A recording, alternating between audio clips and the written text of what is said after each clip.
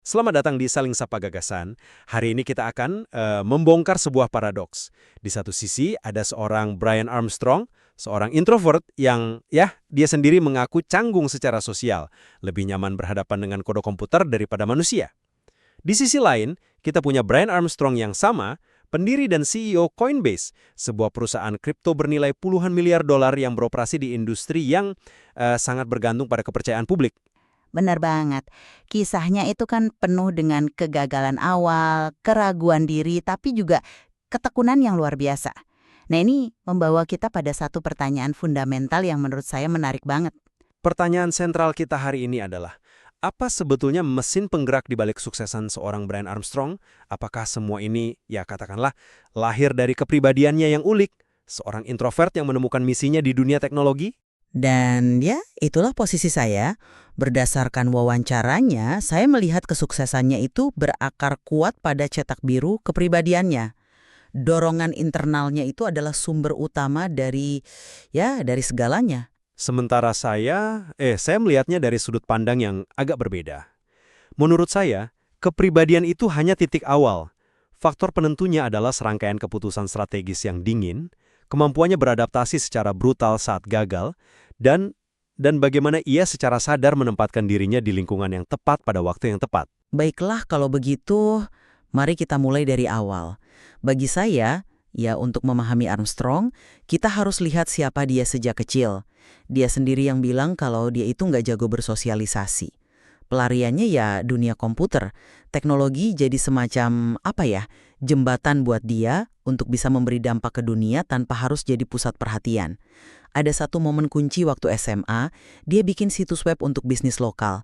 Dan pas dia bangun tidur, dia lihat ada 200 orang yang mengunjungi situs itu. Dia menggambarkan perasaan itu kayak kekuatan super. Ini bukan sekedar hobi. Ini penemuan identitas. Gairah inilah yang bikin dia rela begadang sampai jam 2 atau 3 pagi cuma buat belajar coding sendirian. Ini motivasi intrinsik yang murni. Nah, dorongan inilah yang membuat dia bertahan dengan bisnis lesnya selama bertahun-tahun meski merugi.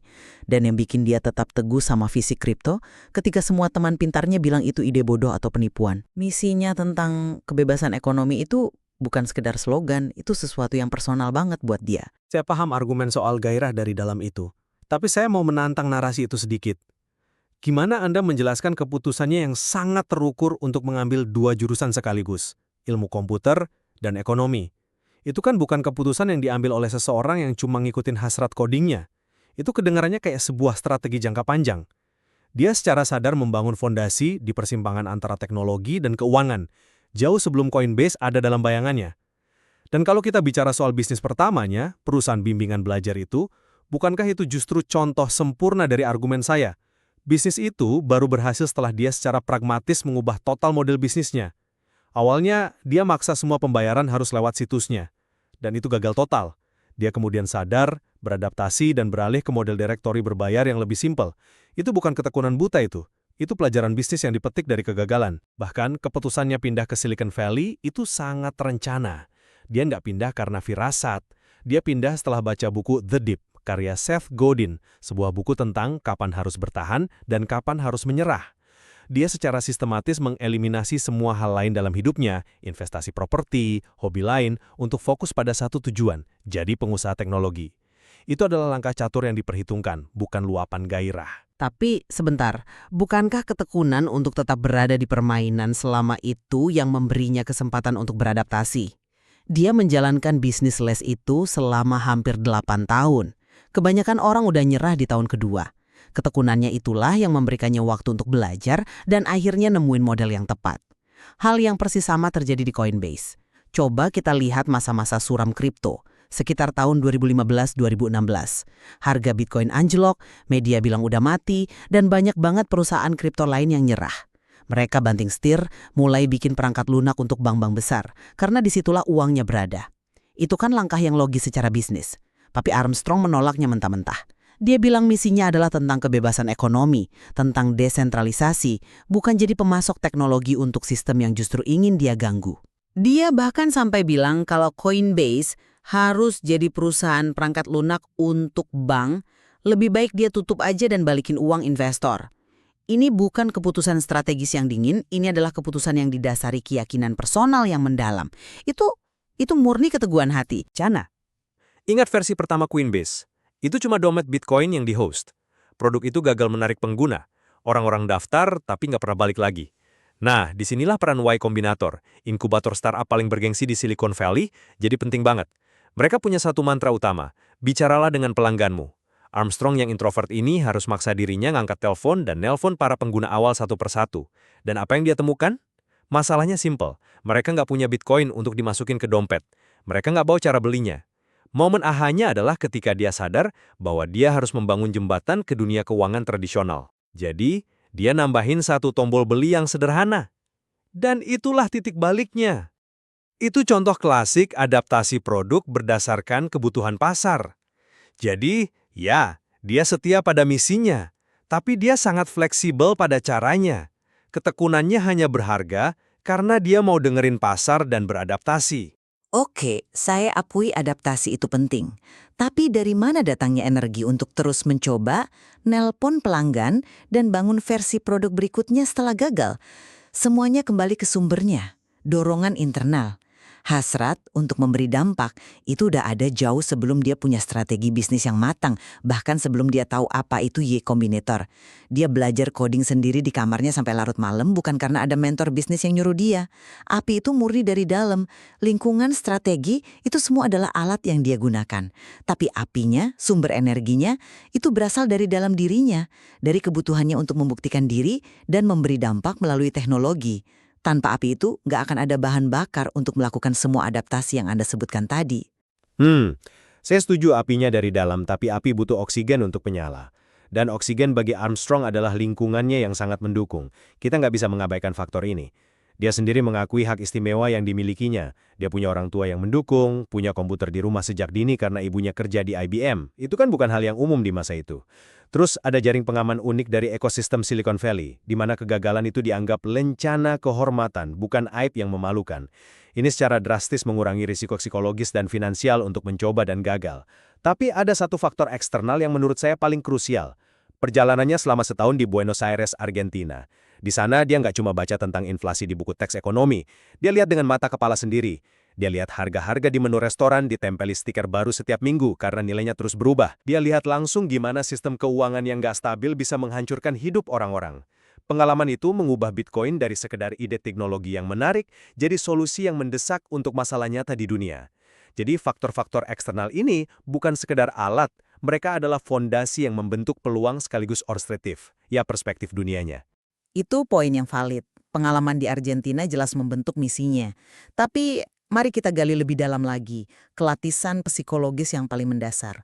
Dari mana sih dorongan untuk memberi dampak itu berasal? Armstrong secara eksplisit menghubungkannya dengan perasaan tidak merasa berharga sebagai manusia karena sifatnya yang introvert dan canggung. Keinginannya untuk menciptakan sesuatu yang digunakan oleh banyak orang adalah cara bagi dia untuk merasa signifikan, untuk merasa punya nilai. Ini adalah kebutuhan psikologis yang sangat mendalam, bukan sekedar ambisi bisnis. Ini bukan tentang jadi kaya, ini tentang mengisi kekosongan di dalam dirinya. Dia bahkan ngebahas sebuah transisi penting dalam hidupnya. Dari motivasi yang awalnya didasari rasa takut nggak pernah jadi orang penting, takut nggak berarti, menjadi motivasi yang didasari kegembiraan dan penciptaan. Pengakuan ini menunjukkan betapa personal dan emosionalnya sumber dorongan dia. Ini nggak bisa disederhanakan jadi sekedar strategi. Saya sama sekali tidak menyederhanakannya. Justru yang bikin saya kagum adalah bagaimana dia menyalurkan emosi yang berpotensi destruktif itu. Banyak orang merasa tidak aman atau tidak berharga, tapi mereka kan nggak bangun perusahaan miliaran dolar. Perbedaannya ada pada apa yang Armstrong lakukan dengan perasaan itu. Dia nggak cuma merenunginya, dia mengubahnya menjadi sebuah proses yang sangat terstruktur dan metodis. Rasa tidak aman itu jadi bahan bakar, tapi mesinnya adalah rasionalitas. Dia baca buku kayak The Deep dan secara sadar membuat keputusan strategis untuk bertaruh sepenuhnya pada kewirausahaan teknologi. Dia pindah ke Silicon Valley, dia berhenti melakukan hal-hal lain yang menyita waktunya. Dia membangun sebuah sistem untuk mengatasi perasaannya, bukan cuma dikendalikan olehnya. Rasionalitasnya itulah yang menjadi wadah yang bikin dorongan emosionalnya jadi produktif. Tanpa kerangka strategis yang dingin dan terukur itu, semua dorongan dari dalam dirinya mungkin cuma akan jadi angan-angan atau proyek sampingan yang nggak pernah benar-benar lepas landas. Bahkan saat mulai Coinbase, dia nggak langsung keluar dari kerjaannya di Airbnb. Dia ngerjain itu di malam hari dan akhir pekan. Dia baru berhenti setelah dapat pendanaan awal dari Y Combinator. Itu adalah tindakan seorang manajer risiko yang cermat, bukan sekedar seorang visioner yang terbawa emosi. Sebagai penutup, saya tetap berpandangan bahwa cetak biru kepribadian Armstrong, introversinya dan dorongan intrinsik yang lahir dari rasa tidak amannya untuk memberi dampak adalah fondasi dari semua kesuksesannya. Sifat inilah yang memberinya fokus yang mendalam untuk menguasai coding dan memberinya ketahanan super untuk melalui masa-masa sulit yang akan membuat orang yang paling masuk akal sekalipun menyerah.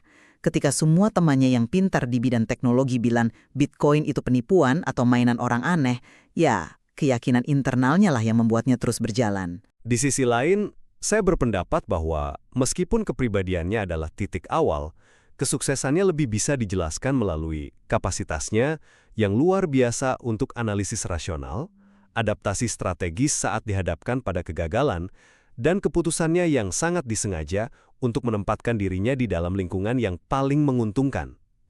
Emosinya adalah bahan bakar, tapi strateginya adalah kemudi yang mengarahkan semua energi itu ke tujuan yang tepat. Tanpa kemudi itu, dia mungkin cuma akan berputar-putar. Pada akhirnya, kedua perspektif ini mungkin menyoroti dua sisi dari koin yang sama, ya. Materi ini menunjukkan seorang tokoh yang kompleks, yang didorong oleh visi internal yang sangat mendalam dan personal, namun di saat yang sama juga, ya, sangat mahir dalam menavigasi dunia eksternal melalui strategi yang diperhitungkan. Tepat sekali, mungkin ketegangan antara dua kekuatan inilah, dorongan hati seorang introvert dan pikiran dingin seorang ahli strategi yang membentuk kisah sesungguhnya. Dan ini menunjukkan bahwa untuk membangun sesuatu yang besar, mungkin kita membutuhkan keduanya. Masih banyak yang bisa kita pelajari lebih dalam dari materi ini.